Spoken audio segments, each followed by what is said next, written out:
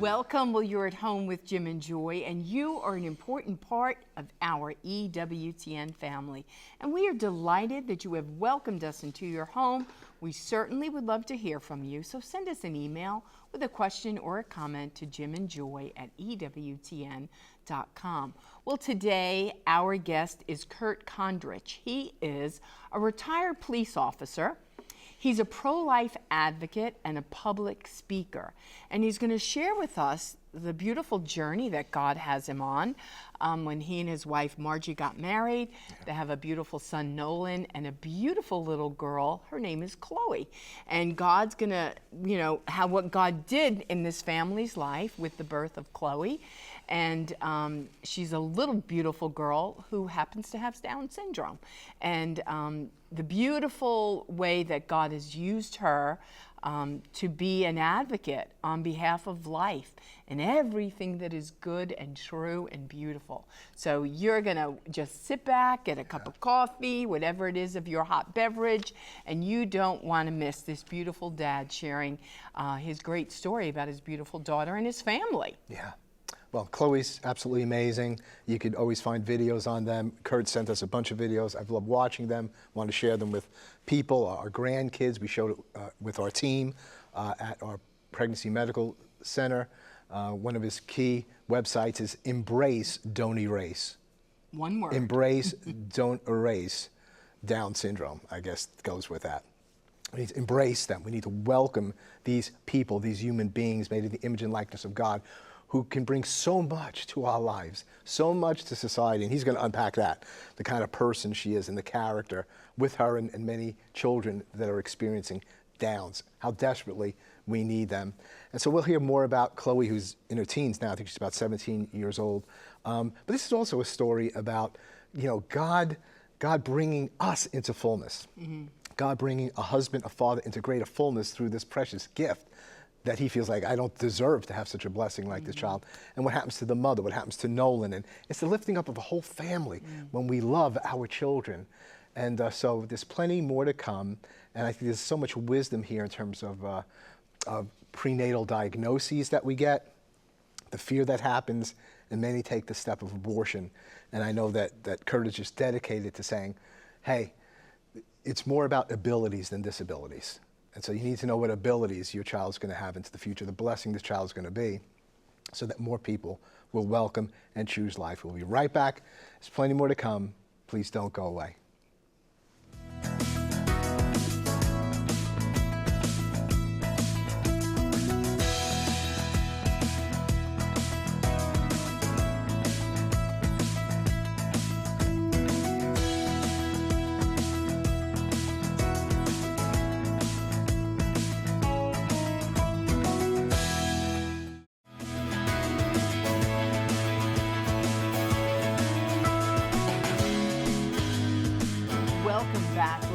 With Jim and Joy, and today our guest is Kurt Kondrich. He is a retired police officer. He is a pro-life advocate and a public speaker.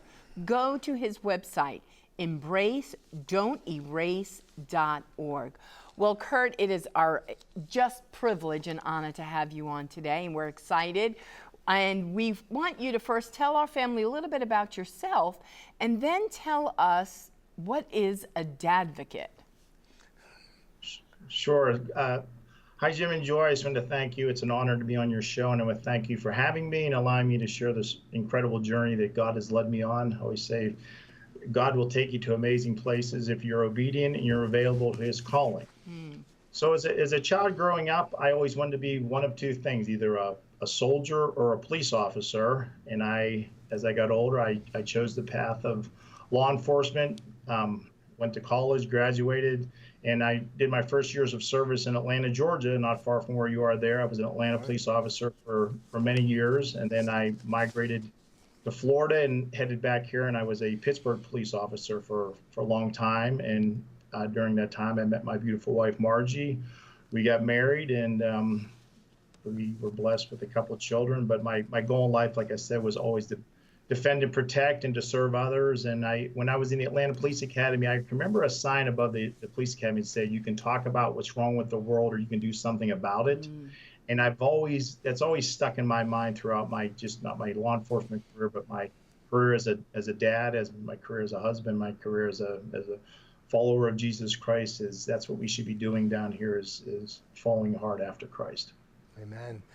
And so this kind of vision that you had, this holy desire that God placed in your heart, defend, protect, make the world a better place, contribute.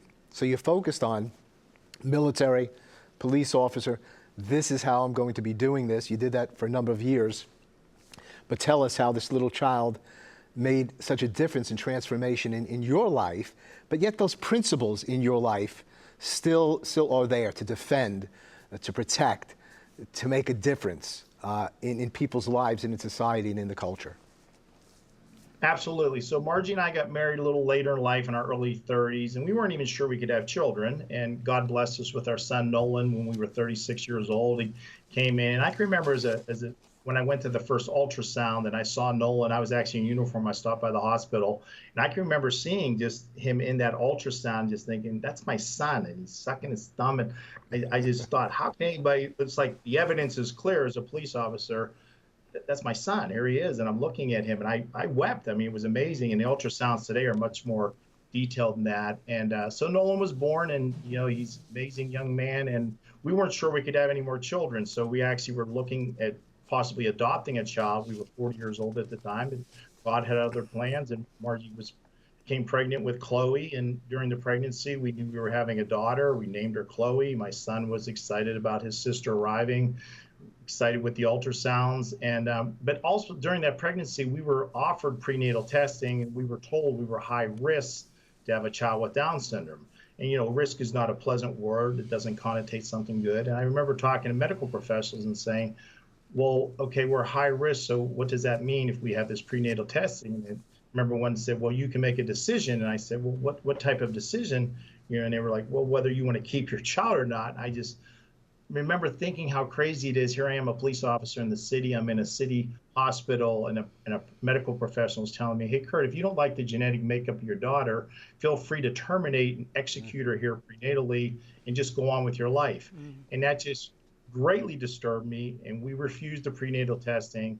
And Chloe was born May 16, 2003, postnatal diagnosis of Down syndrome. Yeah, praise the Lord that you had something in you in terms of being made in the image of God, understanding the sanctity of every human being. You're a Christian guy. You understand that Jesus was an embryo and a fetus and now reigns as the King of Kings and Lord of Lords. You have that. So you're like, well, no matter what, this is the direction we're going. But boy, you certainly did learn so much, didn't you? I mean, you were right on that decision, but you didn't know all the implications of the decision, maybe with some difficulties in her life, but also the many more blessings that would be there. And also you learn about when people speak this way with a prenatal diagnosis, and some people could be very negative, and some of them are in this position of authority, and you're not, really, so many of people are not up to par where they need to be thinking correctly. They may be in a little bit of a panic and what's going on, and you're an authority. You're saying, this is going to be a difficult or horrendous life for my child and for me.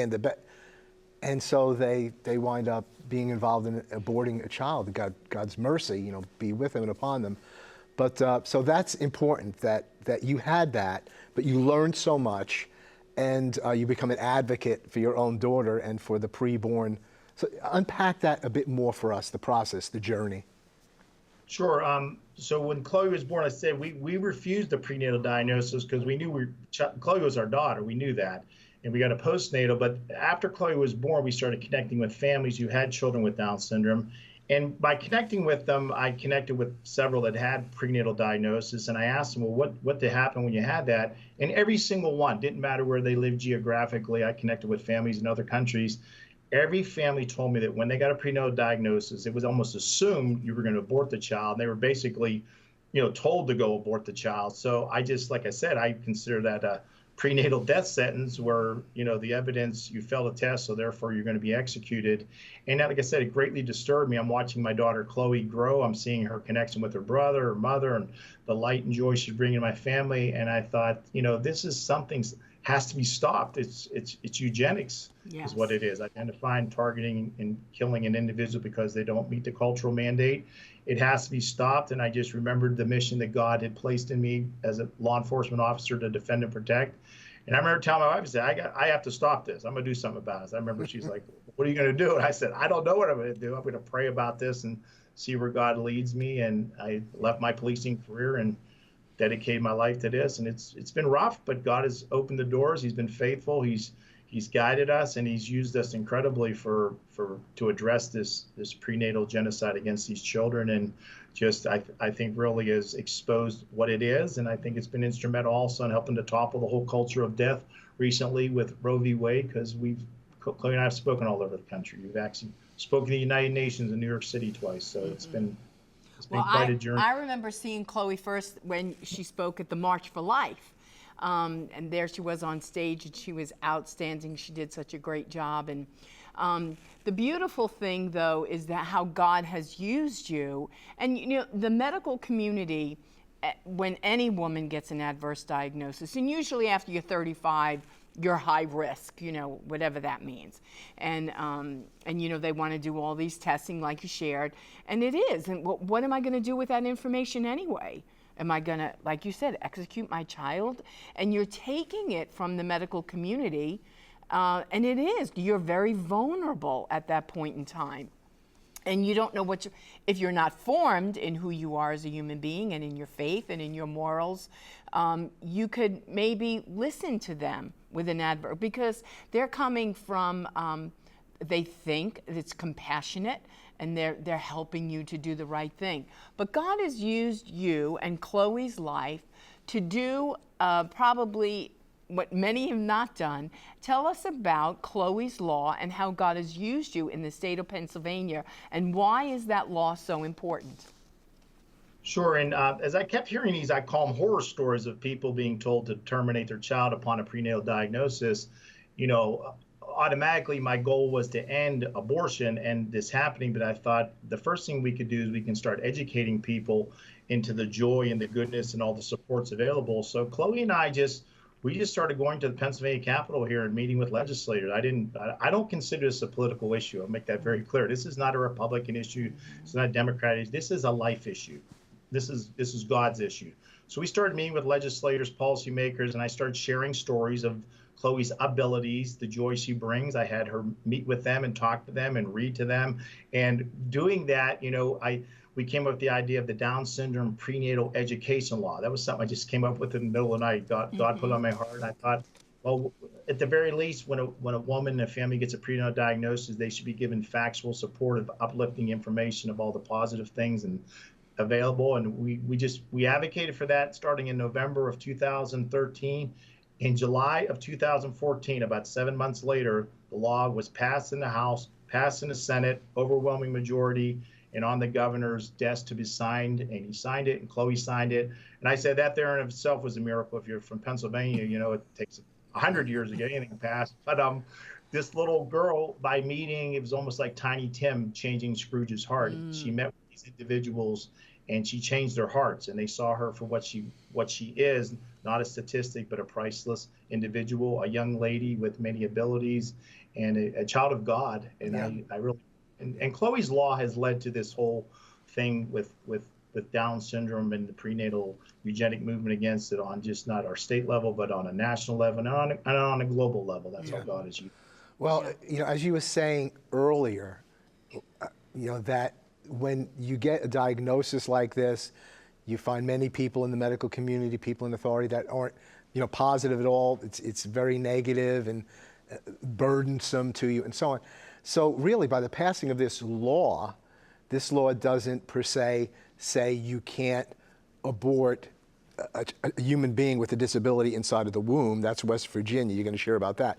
But immediately, I would think, because if I'm understanding it correctly, this Chloe's Law, it means that the resources, when you get a diagnosis like this, you're going to get to speak to people that really understand what's happening as best they can. They can assess the situation, and they can say, hey, there's a wide range of things that can happen here, and there's a lot of abilities this child's going to have, and here's all the resources at hand in the state of Pennsylvania for you. People have been on this. We're going to. Well, what a difference that is. I mean, how many lives are saved just by hearing that instead of negative, negative, negative, burdensome, best for the kid and for you if you're going to end this. So that's tremendous. Plus, it builds a new culture, a new civilization, so to speak, and you're really dealing with this person not as a condition, but as a human being, as a human being. So that's what I have a sense this is doing. And so it's serving a multiple purpose. One is helping people right then to make a good decision, a right decision, and then also to say, wait a minute, we need to think this all the way down, and just save these children in utero. You need to have the child, but here's the education and so on. So it's a multifaceted law that was passed there. I like to compare it's light and the darkness. It's not just a pro-birth law, it's a pro-life law because it shows you, hey, listen, there's early intervention, there's special ed, there's Miracle League, there's so many amazing resources and people out there that are going to help you. So they're not just going to help you with the birth, but they're going to help you throughout life. And that's what I describe this law as. It's light, it's the darkness. Yeah, we're a community. We're a society.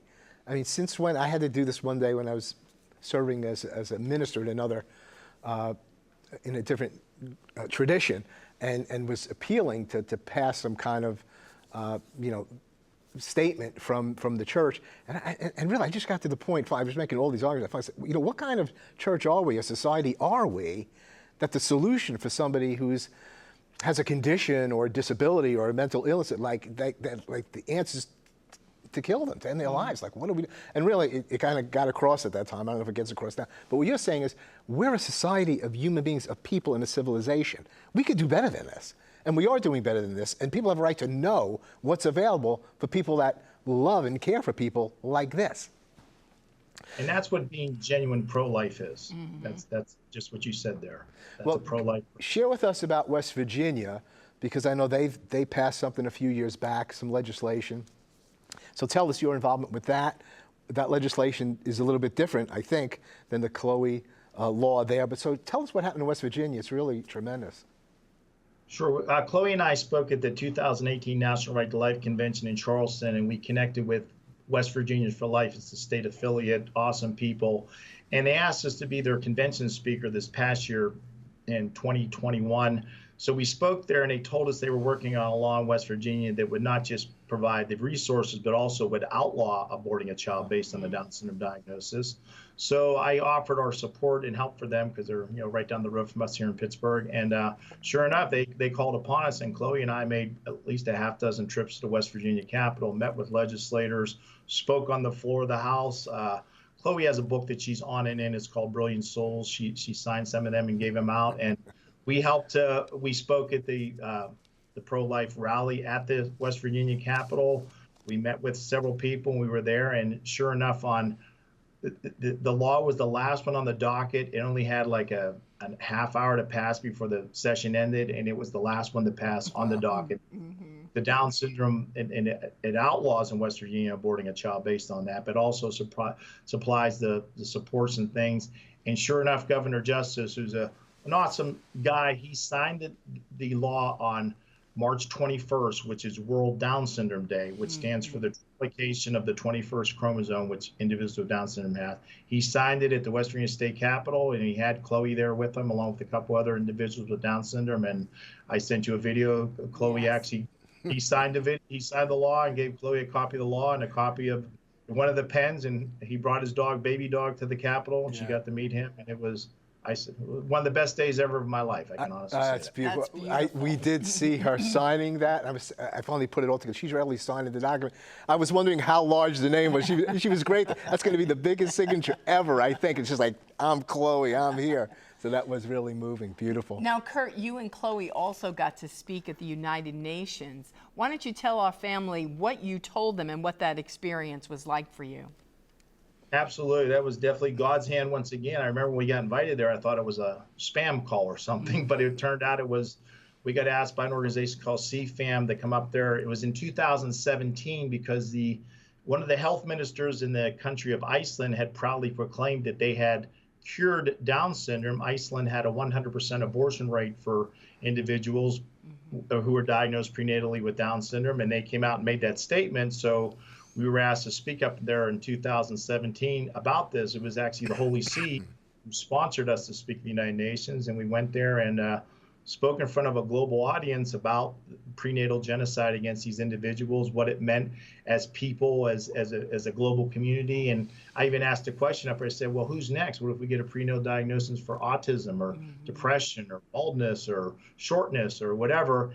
And it really resonated. We had a group of people in there at the United Nations who were there, I know, to come against us. And after they met Chloe and they really changed their heart, and I actually have a really cool picture I sent you, Chloe standing between the representative from Russia and the representative from Saudi Arabia, and she was signing a book for them and flashing the peace sign. So I said, maybe peace in our day. And I made this comment at the United Nations. We actually spoke there again in 2018. The Holy See invited us up again to speak about this issue. But I made the comment when I was there. I said, we live in a world filled with war and hate and violence and evil. And I said, here's a group of individuals who don't bring any of that into the world, who actually bring love and joy and unconditional and have no desire to wage war, commit violence. You know, as a police officer, I never had a person with Down syndrome do a random shooting or sell drugs or bully somebody. And I said, as a global community, we need to be asking ourselves who the disabled people are. And I said, if we want to, we all should go look in the mirror. We're the disabled people. People like my daughter, Chloe, are not the disabled people. They are actually the people that we need more than ever as a global community. And real quickly, I wrote an article once that Adam and Eve had Down syndrome until the devil stole the extra chromosome. So people with Down syndrome are how we are supposed to look and behave toward each other. We're the ones who are disabled because the devil has convinced us to follow the ways of the world as opposed to the ways of the word. Kurt, thank you so much. Our time is up here, but we'll continue this tomorrow. We look forward to unpacking more fully the great things that the Lord has done through your precious daughter. Go to embrace.donorerase.org, embrace.donorerase.org. Plenty more to come. We'll be right back. Please don't go away.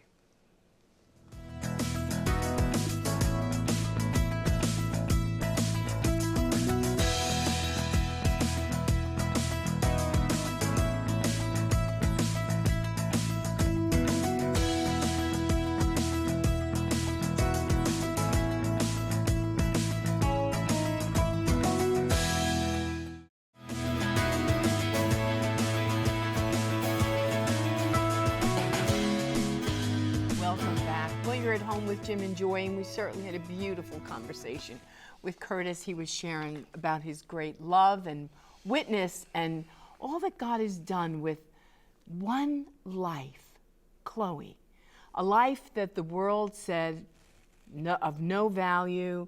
It was gonna, it's almost like it's a mistake of nature, right? But God says, no, nobody's a mistake. Every human being has dignity, value, and worth from the moment of conception until natural death. And we, as a people, we need to get on board with what God says about us. And we need to act like that and be like that. I love what Kurt said about Chloe.